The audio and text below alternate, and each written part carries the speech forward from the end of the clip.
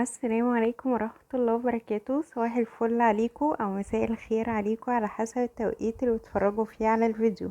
النهاردة ان شاء الله بإذن الله هنعمل مع بعض احلى صينية مسقعة بدون زيت نهائيا ولا نقطة زيت، صحية جدا، حاجة بجد نينجا. يعني بصوا هتعجبكم جدا جدا جدا. انا جربت طرق كتير قوي، في اللي بينجح صراحة وفي اللي بيفشل، لكن بجد دي احسن تجربة عملت بيها صينية المسقعة، وطلعت طعمها زيها زي اللي بنقليها بالظبط وصحية جدا. طبعا المقادير زي ما حضرتك عايزة بالظبط. انا يعني هعمل كمية حلوة النهاردة، والبتنجان بتاعي صراحة كان كبير شويتين. يعني انا مش عارفة صراحة السنة دي او الشهر ده عموما، يعني البتنجان حجمه كبير جدا.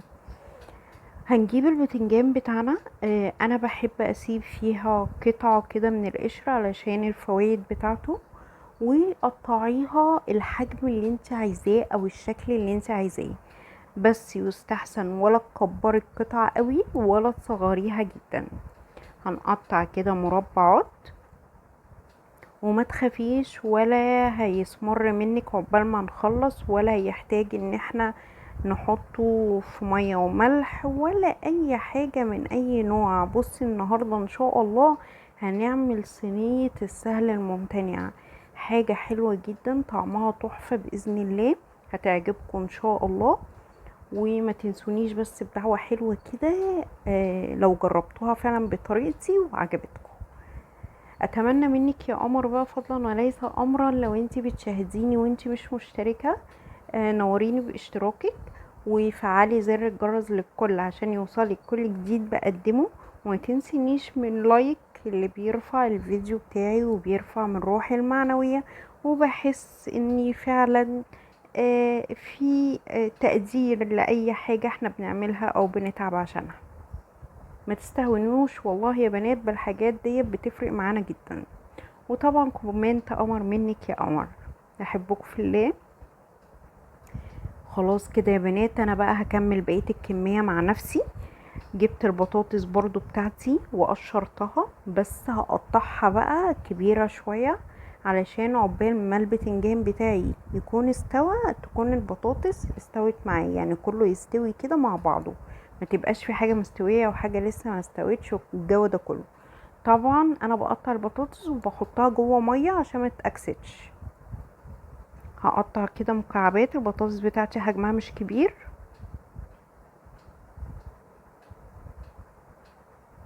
نذكر الله كده يا بنات واحنا بنتفرج على الفيديو.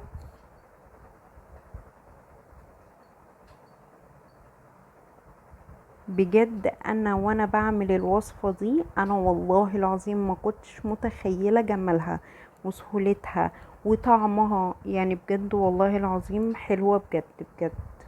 جربوها هتعجبكم جدا بإذن الله.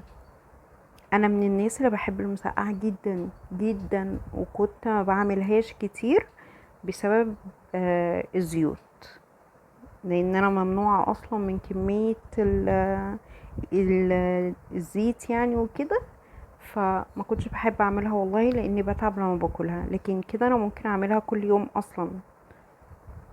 هنجيب بقى الفلفل بتاعنا ونقطعه برضو، نحاول نكبر التقطيع علشان برضو يبان كده جوه المسقعة بتاعتنا زي ما قلتلك الكمية اللي انت بتحبيها. ويا سلام بقى برضو لو عندك جزر وتقطعيه وتحطيه عليها بتبقى حلوة جدا، بس انا بصراحة ما كانش عندي جزر.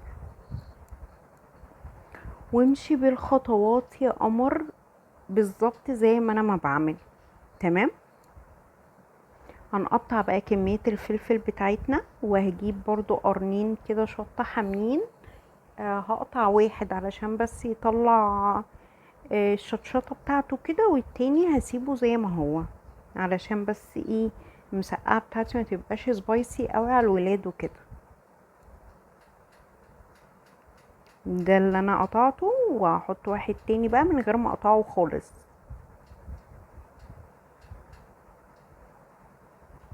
بصي انت كده يعتبر اصلا خلصتي 3/4 الاكلة بتاعتك. فاهميني يا بنات؟ يعني مش هتاخد وقت معاكي نهائي. تعالوا بقى نعمل التتبيلة اللي هنحطها عليها، اللي هتخلي طعمها حاجة واو بجد. نزلت بقى بالبطاطس بتاعتي اخر حاجة. بصوا بقى، هننزل بشوية ملح، وبعدين كمون وفلفل اسود وبابريكا،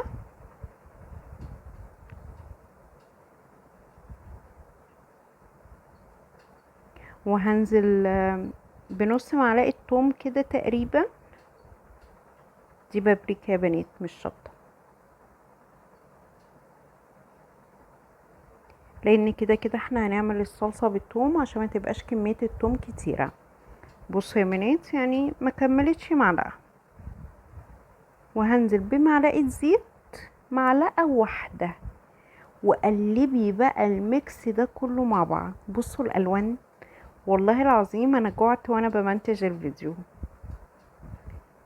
قلبي بقى كده كله كويس جدا، غلفي كل الكلام ده، لان بصي الطعم والله العظيم هنا. بصوا بقى يا بنات، ده الكيس الحراري اكبر مقاس، اكبر مقاس خالص. يعني لما تروحي تشتري قوليله انا عايزه المقاس الكبير اكبر حاجه، بدل ما تجيبي اكياس صغيره وتضطري تعملي في كيسين او 3 او 4. طب وليه؟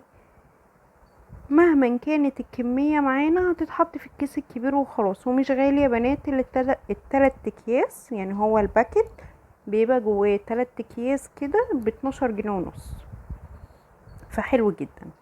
ده الشكل النهائي بعد ما حطيت كله في الكيس الحراري. هحطها في صينية كده من غير اي سوائل، من غير مية، من غير اي حاجة، وهدخلها الفرن.